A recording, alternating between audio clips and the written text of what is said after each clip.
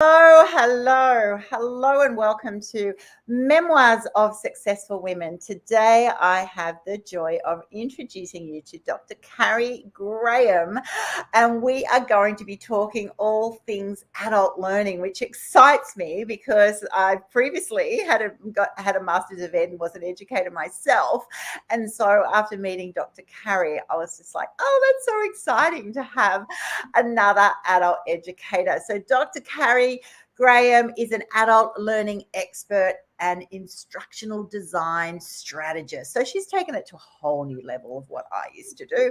With 25 years of experience strategically designing learning experiences that improve engagement, ensure information retention, and appropriate skill application. Her service-based clients are committed to providing quality content and skill development opportunities for adults. You know, we often talk about young learning and we want to have adult learning. We want to be constantly learning. And I've just been sharing with Dr. Carrie how I'm learning constantly, even changing my podcast from the way I did it before to do live streaming. You know, we're all on a journey, aren't we? So welcome to the program, Carrie. I'm so much. Thank you so much for having me. I'm excited to see where our conversation is going to go.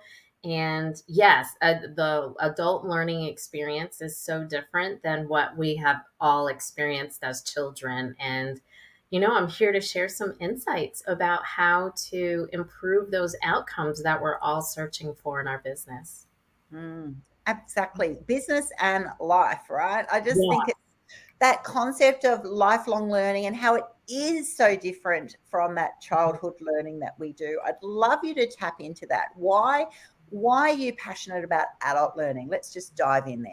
Yeah. So like most people, I developed my interest because of an experience I had. And so multiple experiences as a healthcare provider early in my career, I was left with attending these annual trainings that left me without the information and without the skills that I paid and signed up to attend.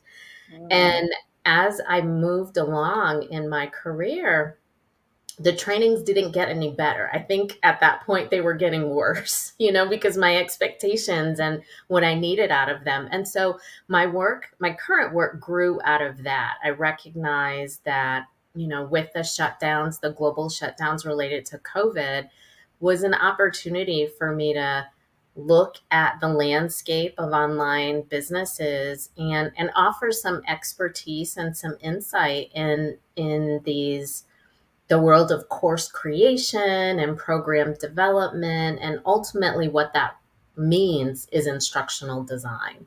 And so stepping into that and introducing people to the concept of adult learning. And it has been amazing. It's been amazing.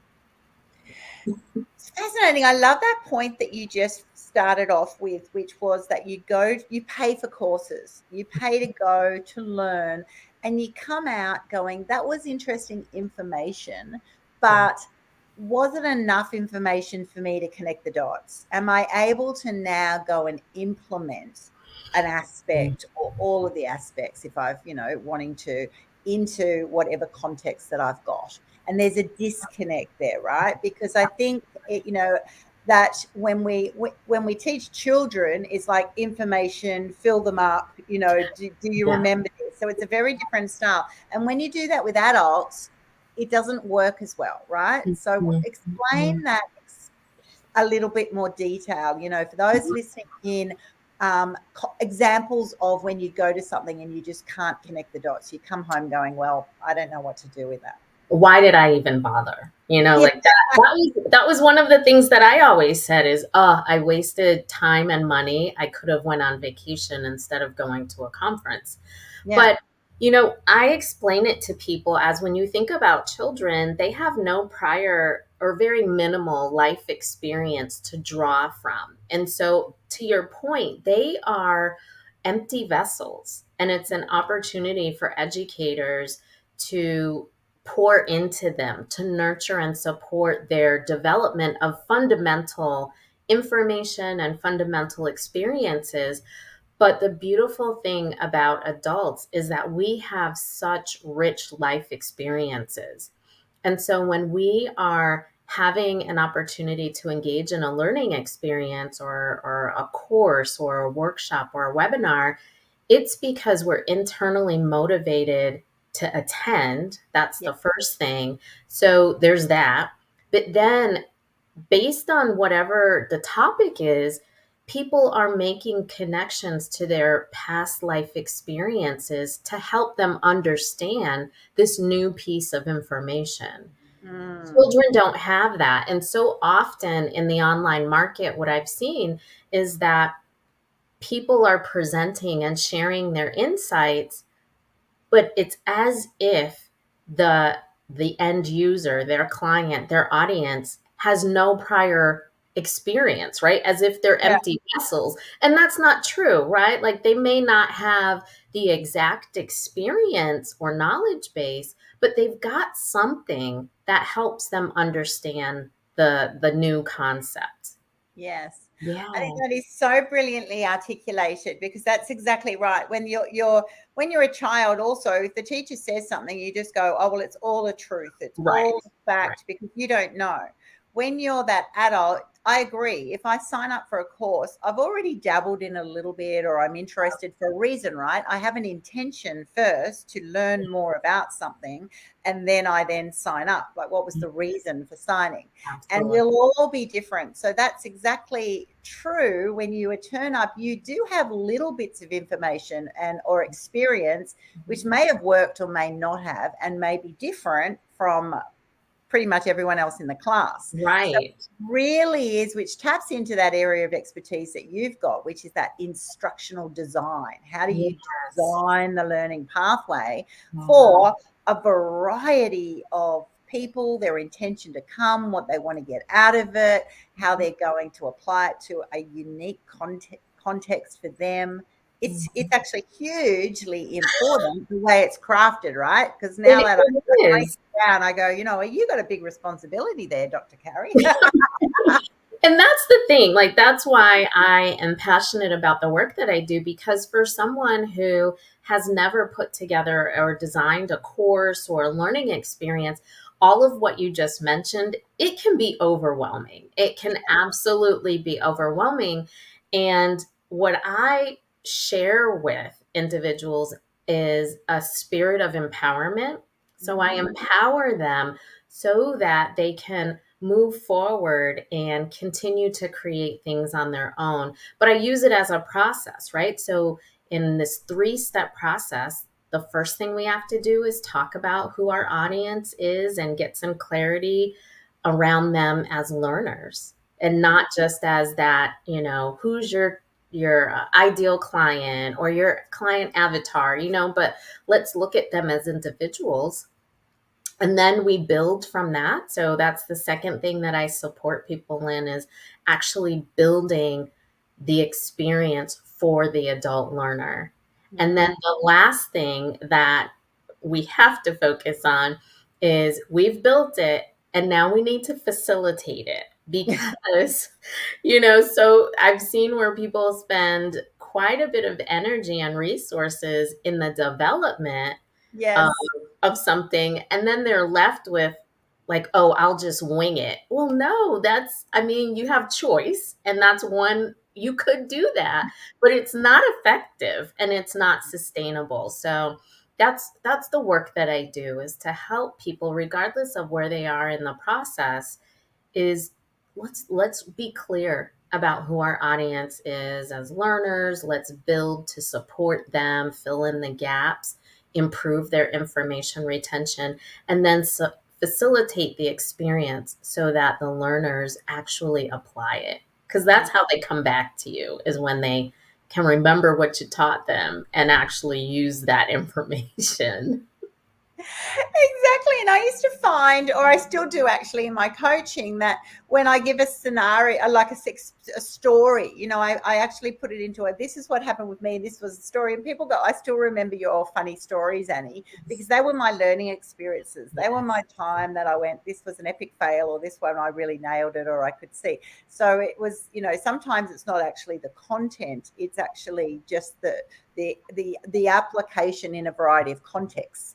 Which is what I do in a weird way with my coaching. I'll go and say, well, when they're bringing forward a business plan on something, I go, well, I've seen it work out this way in this industry, or this, or this, or this. It's the variety that then makes someone, it triggers their active learning, which is what I love, right? That active concept of, oh, okay, well, it could be a little bit different for me. How is that? What's that connection there, right? Right. But that is the responsibility of the person facilitating, right? Yes. So if you are mindful, or if the facilitator is mindful, they're going to come to the table with a host of examples Yes. that resonate with that person. I remember early on in my teaching career at the universities, I would always use examples related to food. And so I was a healthcare educator, but not every person had worked with soccer or football or rugby or, tennis. But the common denominator that we all shared in that room is that we all eat. And so I would often, and even still, I make a lot of references to food because I know for a fact that is the one thing, it's the one thing that we all engage in and have some unified understanding around. Yeah. Brilliant. Oh my goodness. So for you, were you always an adult educator?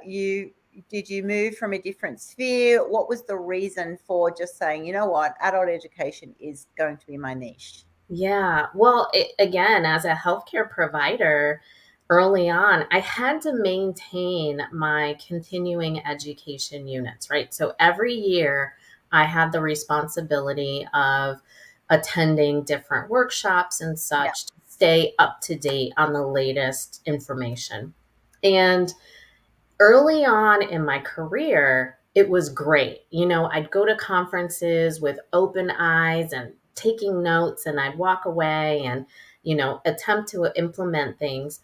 But as I became more seasoned, again, going back to more life experience, I would still go to these annual conferences, and I was like, this is ridiculous, and the information, there were multiple problems that I was struggling with. So whether it was the information was relevant to me, it wasn't conveyed in a way that I was able to retain it and then apply it.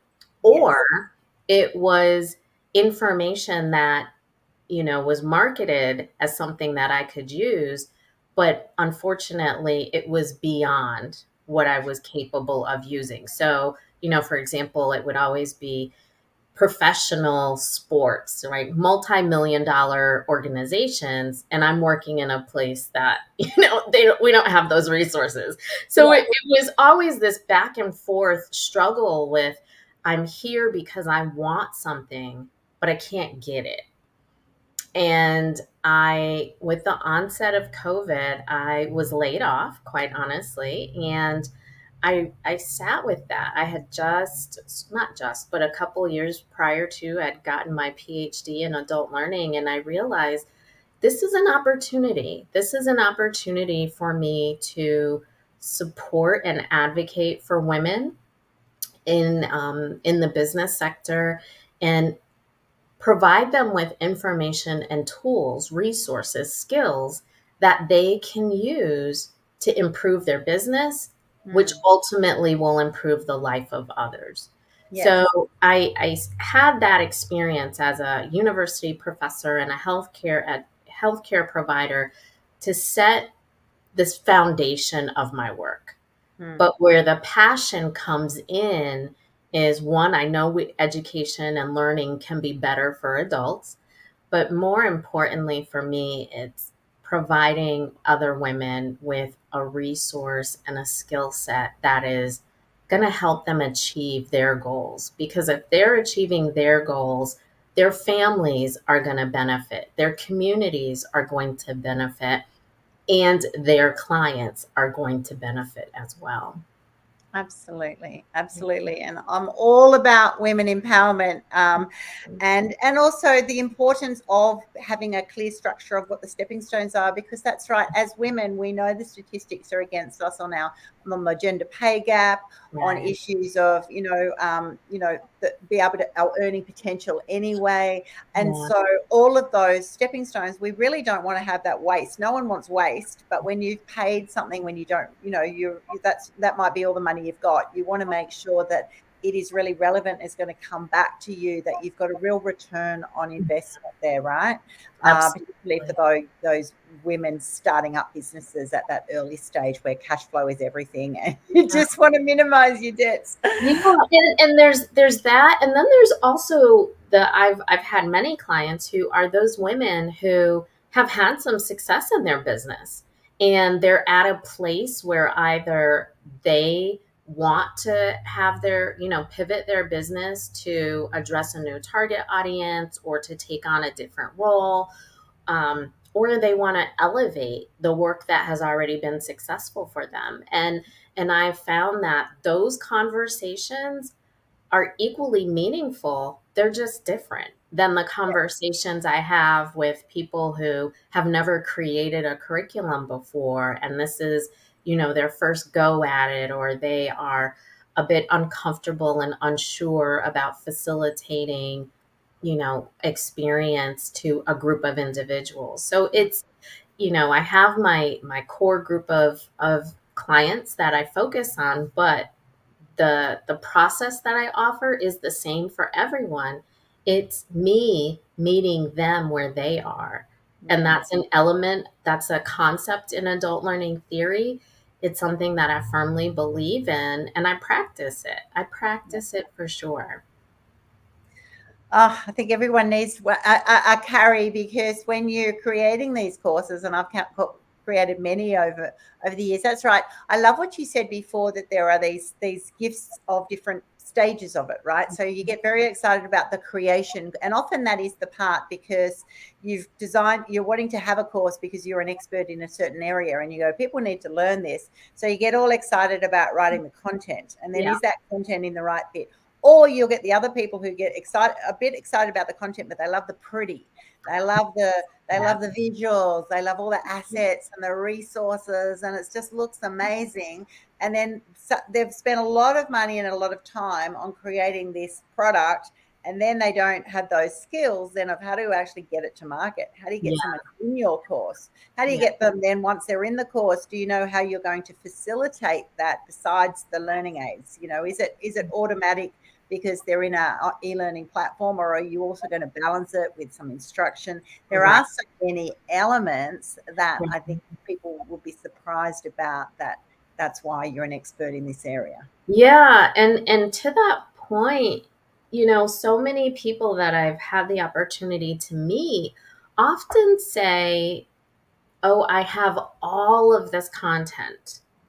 And I think that's amazing. Like, that's great. Yeah. I'm happy for them. However, the the way in which it's constructed, and so often people want to just give it all on a silver platter and make the assumption that their audience is going to be able to capture it and understand. And the truth of the matter is that's not the case. You must structure it in a way that makes sense for that audience and then facilitate it in a way that makes sense. Mm, absolutely. Yeah. Now, you, being an African American, have worked a lot your whole career in white male dominated spaces. How Uh-huh. challenging has that been to you, and how would you describe that? Yeah, in retrospect, you might see some white lines on my chest here. It's because I'm sitting in front of a window, and I say that because it has helped me. My past experiences in those moments have really helped me appreciate peace now and simplicity. So what my experience was like, I worked in Division 1 athletics in the United States, and that's very elite. And I also worked with men's basketball and men's US soccer. So it was not only an industry dominated by men, but my day-to-day work, Was right? with men. Like, yes, right? So it's either 18 to 22-year-old men or their coaches, right? The full age range. And I'll never forget my first job out of my master's program. And as the healthcare provider, I looked at this. Someone got hurt, and I told the coach, we were in a gym in front of everyone, all of the teammates and such, and the other coaches. And I said, it's not safe for this individual to continue playing. Like it just isn't safe long term. And I'll never forget the coach, who was shorter than I am, and I'm only 5'4", but older white man, shorter than I was, and he berated me in front of all of Mm, these white men and young men, that I was unqualified, that I didn't know what I was talking about, so on and so forth. And it was in that moment that I had to decide, how am I going to respond? How mm, am I going to respond? And, my focus was the safety of this individual, right? Like the safety of the injured person. And yeah. so it's, that's has been something that's been with me in those moments, as I go to, what is my main purpose in this moment? And while these white men have demonstrated behavior and language that I didn't agree with throughout my career, what is my main purpose? And Mm, always my purpose was to serve students, to serve clients, to serve patients. And that's where my focus has stayed. mm. Yeah. So it hasn't been easy. And I want to apologize. Like, the sun is setting. It's setting. It's so beautiful, but I'm going to kind of wiggle myself here to close the blinds. So I'm not like, You don't have stripes all over your forehead. Oh my goodness. okay, that's better, I think. Thank you. Thank you for sharing that. So is it the culture of is it the individual men that you worked with, do you think, on reflection, or is it the culture of society that gives men that sense of entitlement to berate a woman in a context like that? Yeah, I would, in my heart of hearts, I'm going to say it's the environment. Because I have had, there's one gentleman in particular. He was absolutely pivotal in the degree that I pursued for my PhD. And it was someone that I worked with but hadn't had a relationship with. And he said, let me buy you coffee, and offered some insight that was really helpful. And it totally changed my trajectory, which I am so thankful. But I have found that it's really the environment, because when bad behavior goes unchecked, when bad behavior is either rewarded or it is passively consented, right? Like, there's no one holding someone's feet to the fire and engaging in positive behavior. I think that is what my experience has been. Mm, And that's, I think, is far more damaging than one individual who does not engage in positive behavior and treatment of others. So, mm, for example, and I'm sure many of the women and other individuals listening and watching can share in this experience. At a lot of the institutions that I've worked with, men would take an idea, of mine or another woman's in the moment in a conference. And after, I'll be very explicit. So I had offered an idea, Mm-hmm. and no, it was as if I had never spoken a word, right? It was sheer silence. And I've had a man literally repeat my exact words. Oh, that was a great idea, so and so. You hit the nail on the head.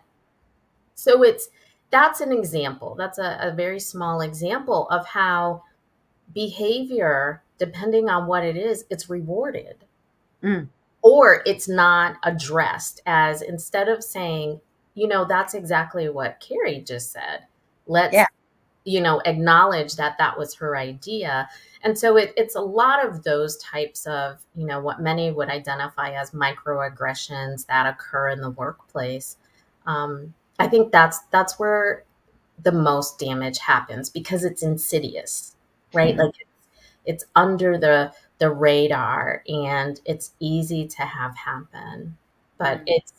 it's a common experience, sadly. Mm.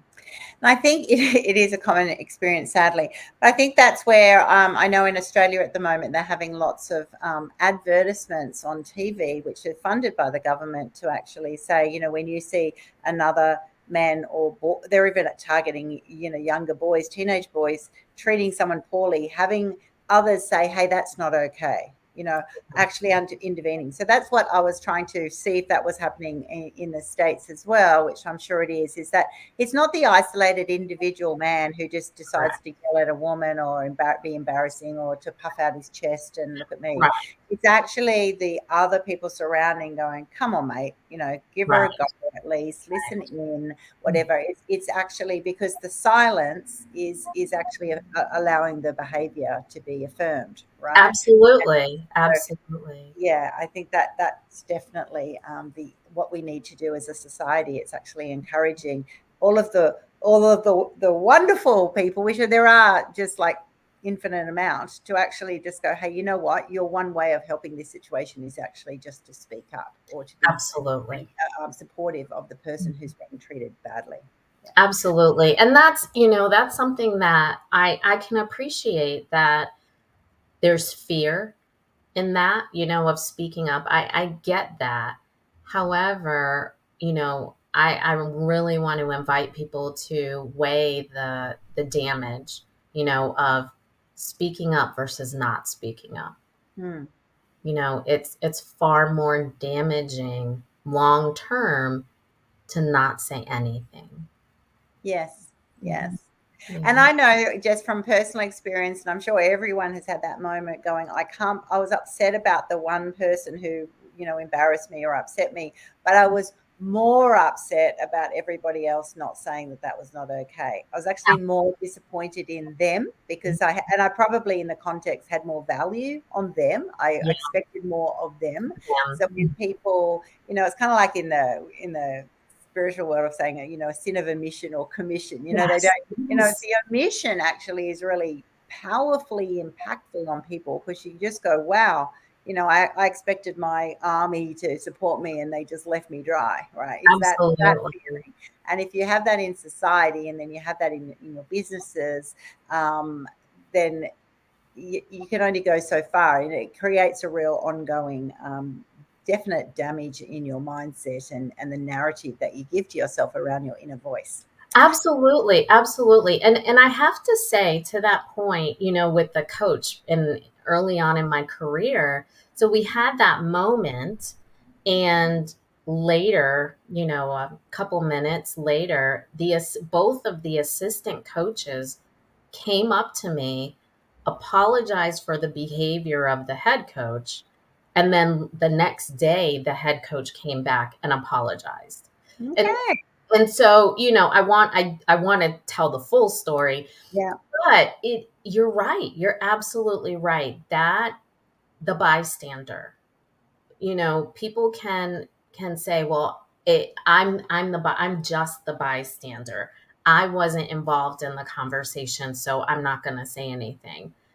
No, it is omission, in fact, and It's not right. Like, quite simply, let's not even put fancy words on it. It's just not right. It's not kind. It is not gracious. I am a Christian, and it's not the Christian way. If we all took a moment to just say something to support others, Mm. that's it.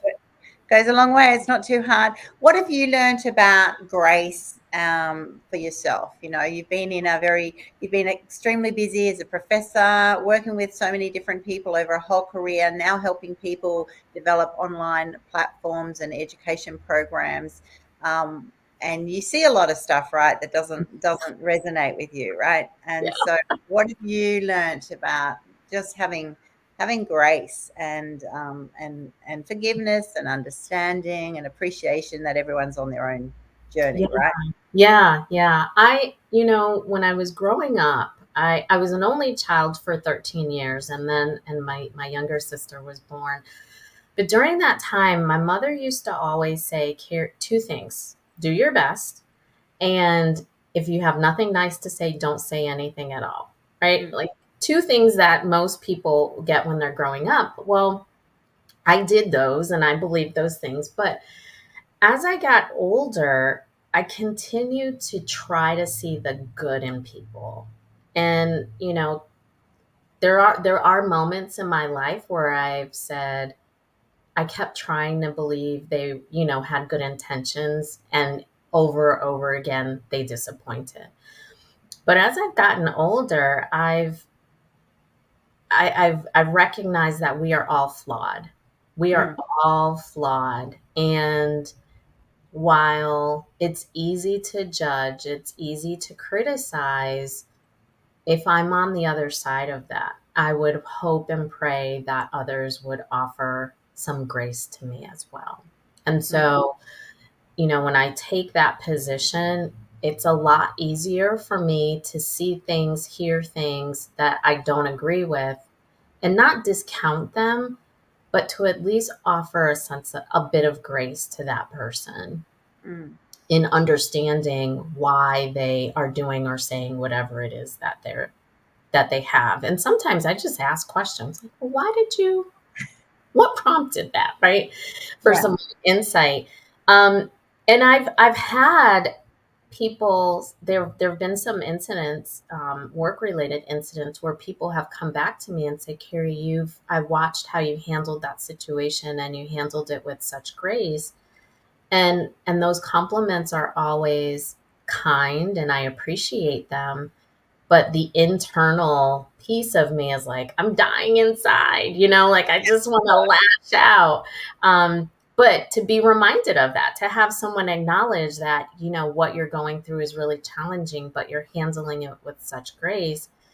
It's a reminder that no matter how hard and difficult things are for me, I can still walk with a sense of grace. I Mm. can be kind to others. I can be kind to myself, which I'm still working on. But yeah, grace is one of those things that once I realized the power that it has, I'm all for it. I'm all for it. We're all flawed people. We are all flawed people. And so a little bit goes a long way. We sure are. We are definitely all flawed in different ways, and we do have to learn to be kind on ourselves. And particularly, Mhm. I'm thinking someone like you who, has been an academic, is a professor, and is now, the career journey that you now do is everything is sort of dot point in ways of this is the way you create a program, this is the way you educate a program. Everything is very specific. And then but with that, you also, which is obviously your personality, your natural leaning, but with that will have to come a lot of grace and a lot of flexibility and a lot of kindness, because other people are going to be still on their journey, their way of approaching things. Yeah, and you asked what was it like for my journey, and I write about this on my website. Is I never fit in, right? So being in school, elementary school, secondary school, and even in college, I was always the only face of color. And Wow. so I never felt like I fit in anywhere. And I know that, well, now I realize that I'm not the only person that feels like that, right? And so Yeah. even in my career, I had a very different perspective than many of my colleagues. My perspective didn't always fit. Mm. Um, and even in the marketplace now, I take a very different approach to consulting and instructional design, but I have confidence and I have peace that I do fit now, Mm. right? I fit in a sense that I don't have to fit. I just am, right? And Yeah. so when I meet people who, they're having a hard time articulating what it is that they want to do and who they want to serve, sometimes I found that that comes from them feeling like they don't fit and they're trying to mold themselves into what they think they should be. And I just say, no, no, no. You are the beautiful being that you are. So let's focus on that, Mm. period. Yeah. Absolutely, period, there, because that's it. In all of our modern learnings and understandings, and particularly in the space that I work in and on boards, you're wanting diversity. You're Yeah. wanting as much breadth. So when people think they, and I understandably, it's like something must be wrong with me. So I have to learn. I have to spend all this time to learn how to conform, to fit in, to be okay, to be accepted. Whereas actually, that is not. You're never going to become a white man, right? Right. Right. Like, no, that's the pain, that's the suffering, and it's understandable that Mhm. you go on that path. Many people go on that path, Yeah. but it's actually about getting the empowerment and that, comfort in their own self-worth, Yep. of saying, no, I need to show up more as Yep. myself, more of Dr. Carrie, more of her brains, more of her ideas, more of her personality, more of her ways, because that flavor is good if it's more mixed, right? If it's Right. diverse. So I think for me, it's like, yeah, that's right. I don't want, the idea that, I've got a couple of little granddaughters now, and those granddaughters, if you're sitting in a room and you don't, through your education, sort of in that classroom, see women in all spheres, all specters, all of all colors, of all, breadth of humanity, in any role, any place, Yeah. then that's actually a disservice, because you're 50% of the world's population. So why aren't you represented there? So I Right. think it's such a great learning for those listening in, of going, yeah, that's what it feels like. It is really hard when you're not in that sector. And we've had pioneering women like yourself who have actually gone and said, wow, I was the only one. At least hopefully then there'll be, 5 and 10 and then hundreds, It, thousands, and the world does change, it does. It does. And you remind me of a moment. While I was teaching, I was pursuing my PhD and I had just defended my dissertation and I was finished. And so I went back to work because I had to fly to another state for all of that.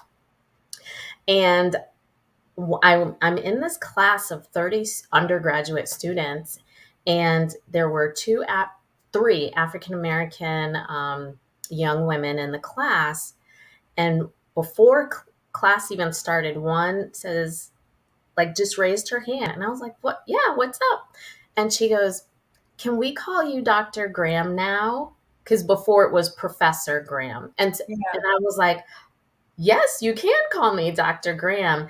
And the three of them were like, the look on their face was of pure pride, and they actually approached me after class and said, we really appreciate you. We appreciate you being in class. We don't ever see anyone else that looks like us, and you look like us, and remind us of our family. And so there are moments when I understand the position that I'm in. Um, Mm. but again, with bringing more of myself, for me, it has also been a the experience of peeling away myself. So I'm bringing more, but it's peeling away this is the educator, this is Yes. the ivory tower academic Carrie Graham, right? Like peeling away those pieces of my exterior that I believed I had to have in order to thrive in my Yes. work. And now I'm just so blessed and thankful that the work I do is on my terms. It's my agenda. And, I show up the way that feels good to me and honors the person that I'm meeting with. Mm.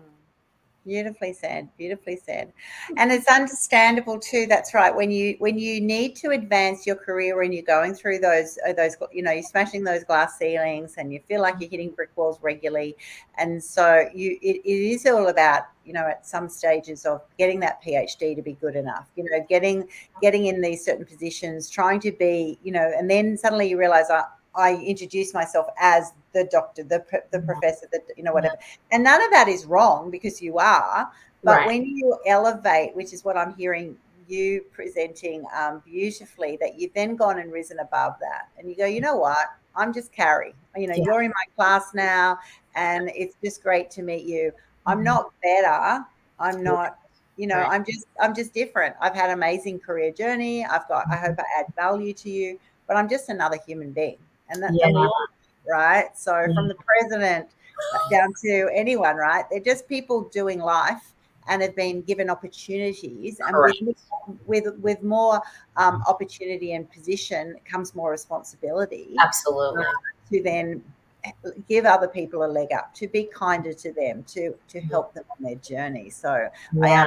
absolutely love that. I love it when women and all humanity gets to that stage of going, you know what?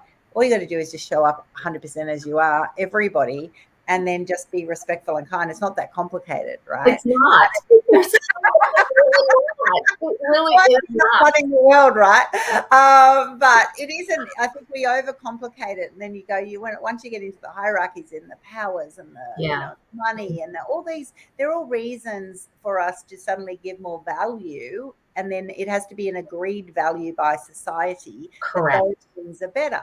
And so that's why I love the way our conversation has gone today, because it actually is saying society as a whole needs to say when things are not okay, and not only just vote on it or quietly say in their homes, actually show up Right. as an advocate to people who deserve more. They've got to do is be given the opportunity to be them, like you. Mhm. You to be you and me to be me. That's it. Absolutely. Absolutely. I don't share this particular story with many people just because the opportunity hasn't presented itself, but I want to share that with you. Is 2 years ago when I started my business. So, the shutdown all the global shutdowns had happened. It was the end of the academic year. So my contracts were finished with the institution. And I remember thinking, I was sitting at my dining room table, working, developing my little business, and I had to make a decision. And I remember thinking, who can I call and ask what to do if this is right? And I had this life changing moment where I'm literally looking around, picking up my phone, like, who do I know that I could ask? And it occurred to me, Carrie, you are the owner of this business. You Mm, don't need anyone's validation ever again. And I then recognized that my faith dictates that the only person that I need validation from is God. mm, And I've already have that. And mm, so I spent my entire career seeking the validation and approval of the system or of certain individuals. yeah. And now I don't need that. And I didn't need it then, but I just didn't know that. And so to know that I don't ever have to prove my worth, right, for Mm. acceptance to Yes. others, it literally changed my life. It changed my life from a spiritual perspective. It changed how much confidence I had in my business, and saying, this is what I want to do. It doesn't matter what other people think. It's mine, and I'm going to do this. Mm. So I could make those decisions with such confidence. And so, I want to invite people who are listening and sharing this moment with us to recognize that you don't need anyone's validation.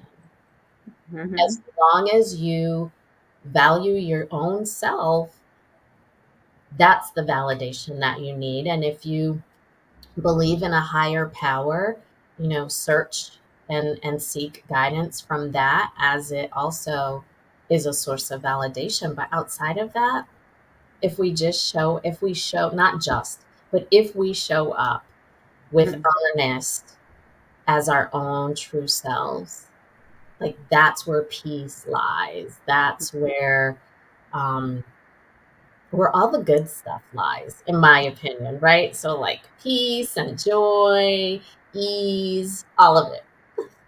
All of it. It is an abundant, it's the gold nugget, right? Yeah, It's the rainbow at the end that you go, oh my gosh, once I'm actually in this place, everything becomes easier, yeah, everything's calmer, everything is more positive, because you're not striving so hard, you're not trying so hard all the time, and you're not responding to all of the unnecessary pressures that can come in, because you just go, I don't need to entertain them, so right, what a right. beautiful way to finish our discussion today, Dr. Carrie. I have absolutely loved our conversation. For Oh, those listening in, you're wanting to reach out and spend more time with Dr. Carrie, go to drcarriegraham.com. She'll mhm. be there to just chat to you, respond to you, help you on how to create programs. If you're an Mhm. expert in your niche and you go, you know what, now is the time, I'm having a shift, I'm pivoting, Right.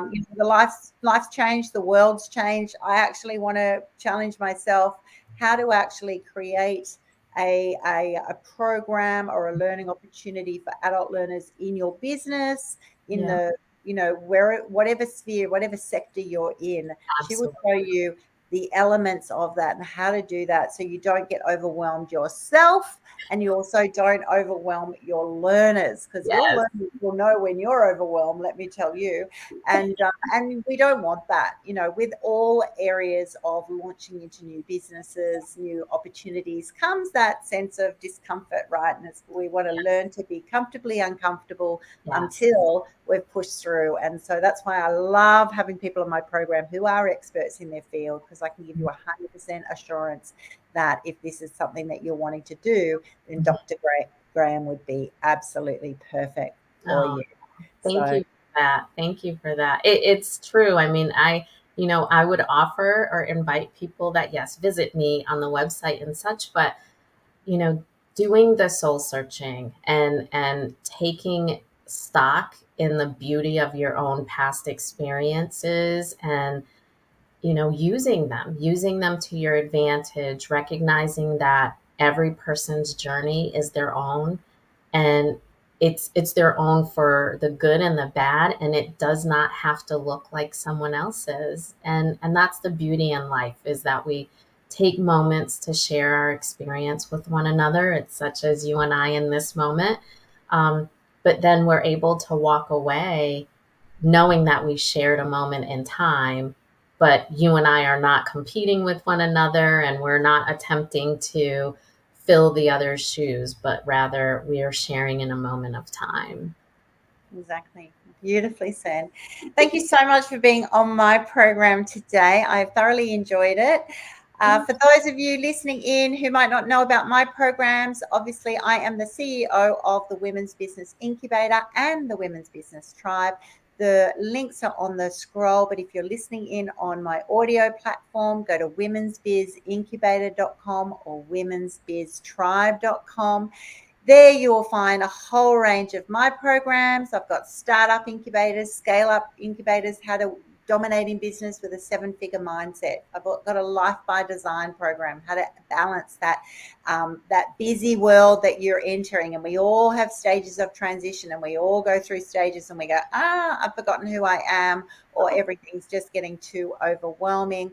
And everyone is obviously invited for a free trial on my womensbiztribe.com. Come along and just listen into the webinars that I have, a global community of women just doing business and life their way, showing up unapologetically as their whole self, learning how to do that when they're getting challenged by it. They've got a tribe of people around the world who are actually here to be their cheerleaders and to be there in those times of growth that we all want to have. Lean in to the empowered future that you want to inherit. I look forward to seeing you online in my programs very, very soon. So thanks, Dr. Carrie. It's been awesome. And you have an awesome week, and keep just being you, right? Yes, absolutely. Absolutely. Thank you so much, Annie, for having me. It has been a wonderful, wonderful experience and conversation. Thank you.